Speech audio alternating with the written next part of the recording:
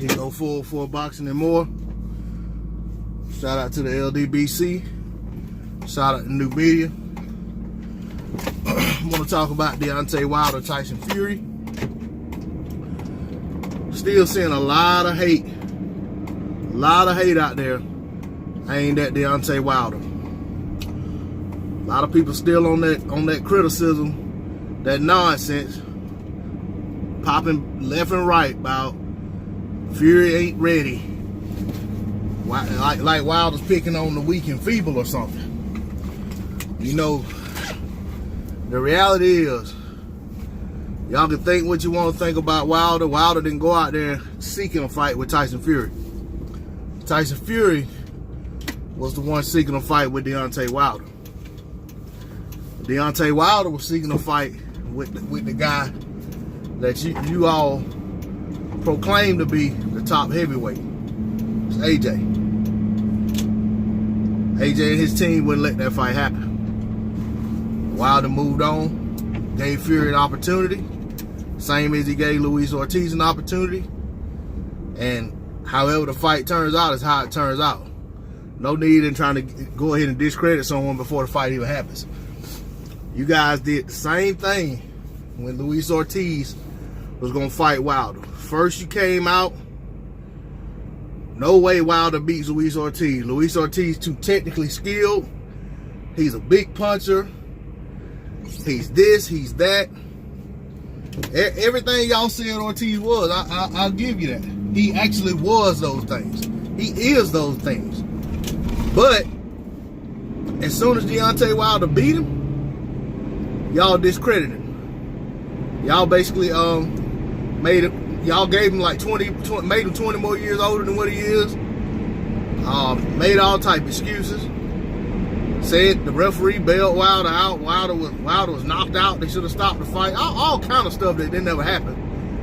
But did everything except give Deontay Wilder credit for beating him. Then y'all fall back on this he ducked Povetkin nonsense when Povetkin's the one failed the drug test. And like I said, if you're criticizing a guy who didn't fight a guy who was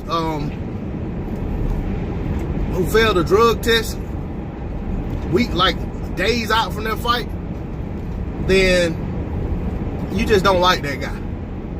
Period.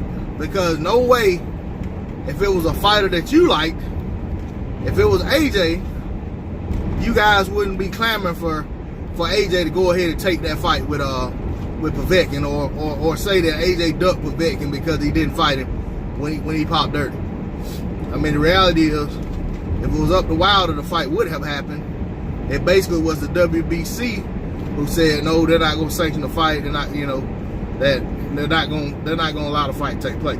Same thing they did with Ortiz, because Wilder was so upset at fights getting stopped or not happening because of other guys. He tried to go ahead and fight Ortiz,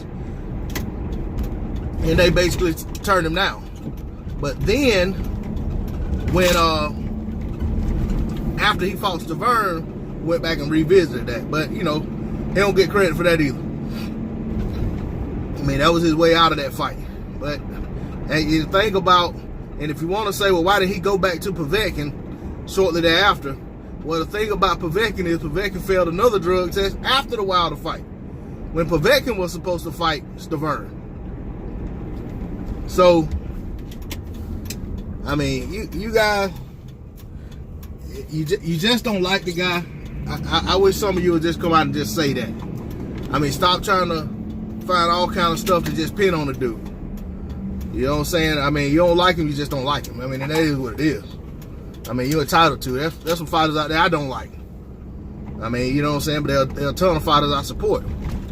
But put them against certain other fighters, you know what I'm saying? I have one that I prefer, or one that I like more than the other, so that's the one I'm gonna ride with. But that's just the way it is. But back to this Fury situation. Tyson Fury came back off of his layoff. Last time, before his layoff, the last time we saw Tyson Fury in the ring, he looked good. You know, he took some time off, get himself together, get his life together. Now he's back. He had 2 tune-up fights. He looked good in both fights. He took care of business. You know, if you disagree with his opponents or whatever, then hey, that's just on you. But I mean, the guy, for having took the time off, he took the time off. I think he took the right steps in fighting the guys he fought before he stepped up to fight Deontay Wilder and Anthony Joshua, Luis Ortiz, Povetkin, even a Pulev or Dillian White type fighter. You know, I think he did the right thing. I don't think you just rush into certain types of fights if you haven't, you know what I'm saying, if you got to get your feet back wet again, so to speak. But that said, Fury says he's ready.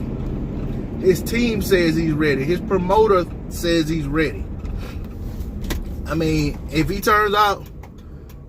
ends up losing, then he just loses. I mean, that don't mean that it has anything to do with his layoff. The reality is, in my opinion, I think the best version of Tyson Fury loses against the best version of Deontay Wilder 10 out of 10 times. I mean, that's just my opinion. I just have seen, I see all the holes that everybody else sees in Deontay Wilder. Don't get me wrong. I see all the things he needs to improve upon, and I actually see things that he has improved upon. But same thing, at the same time, I see a lot of holes in Tyson Fury that get overlooked because he's kind of an anomaly for his size. You know what I'm saying? He's on his toes. He's a good boxer. He's slick, and he's a big boy. So it's like something most people say, well, I've never seen a big guy move like that. I haven't seen a big guy do this, do that. So it's one of them things where a lot of his flaws and stuff get lost because you're so enamored at what he does well that other big men don't do. But I just think that it's easier. Yeah, he will exploit Deontay Wilder's shortcomings. He has the ability to do that. Deontay Wilder has the ability to do that to him as well. I think Deontay Wilder exploiting Tyson's shortcomings means Tyson gets knocked out. I think Tyson Fury exploiting Deontay Wilder's shortcomings mean Tyson Fury outboxes Deontay Wilder for spurts in that fight. But the thing about it is, we've seen Deontay Wilder get outboxed in many of fights. But the end result has been the same. Every fight that Deontay Wilder was ever outboxed in, he knocked this man out. The only guy he didn't knock out was Tavern in the first fight, but Deontay Wilder didn't get outboxed in that fight. Deontay Wilder boxed Tavern's ears off. And actually drops Tavern badly in between, like right at the end of maybe the 4th or 5th round. I don't remember what round it was for sure. But the ref, I mean, it was right there at the ropes. And the ref it was right at the bell, and the ref kind of just dismissed it as a slip or something. But I mean, Tavern was hurt bad. Then he got to go to the corner and sit down for a minute, get his head together, and come back out and box some more. But at no point in that fight was Tavern outboxing Deontay. Tavern might have caught him here and there with some good shots, but he never outboxed him. See, Tavern went into that fight with Wilder under the impression that Wilder couldn't take a punch. So he heard the same rumors y'all heard about the sparring, been knocked out in sparring, and so forth and so on. So Tavern went into that fight thinking that at some point I'm going to catch this young fella and I'm going to put him on his behind. And that's going to be it. I'll get my hand raised and leave. Well, he caught him a couple times and Wilder just kept coming. And see, that's the thing that I think a lot of people aren't ready for, to fight Deontay Wilder. You know, yeah, you're gonna expose them holes in his defense and you're gonna catch him here or there. But Deontay Wilder has a good chin. Deontay Wilder knows how to roll with punches. Deontay Wilder knows how to slip punches. You know, so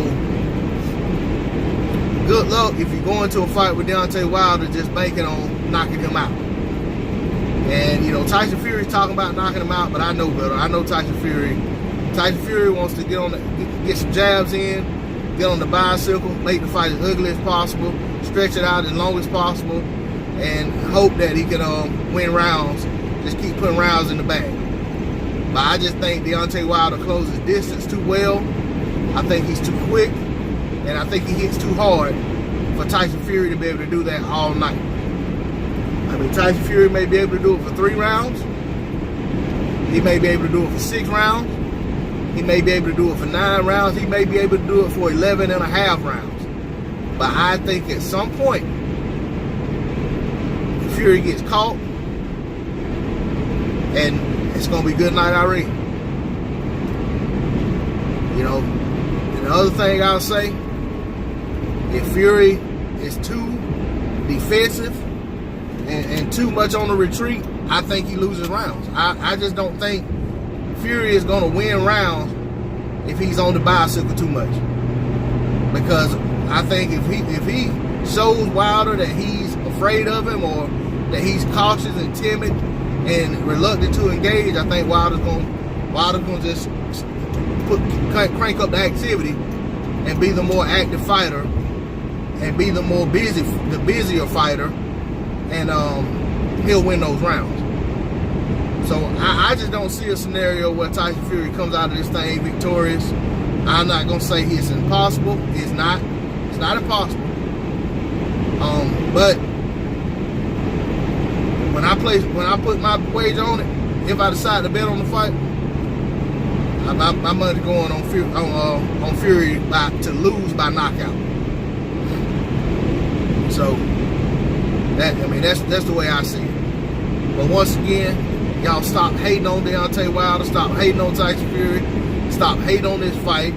If you don't want to tune in and watch the fight, don't watch it. But you don't have to go out there sneak dissing every day, you know, talking noise about how Fury isn't this and Fury isn't that and Wilder is this and Wilder isn't that. The reality is Fury had the courage to get in the ring with the man, and I know several heavyweights that they talk a good game, and so does their promoter. But when it came time to put them in the ring with Deontay Wilder, for some reason it never came to fruition. Despite Wilder making all type of concessions, being willing to do it. But that's all I'm gonna say on that.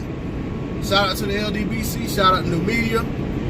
Drop a comment in the comment section, hit that like button. Thanks for viewing the video. I'm out.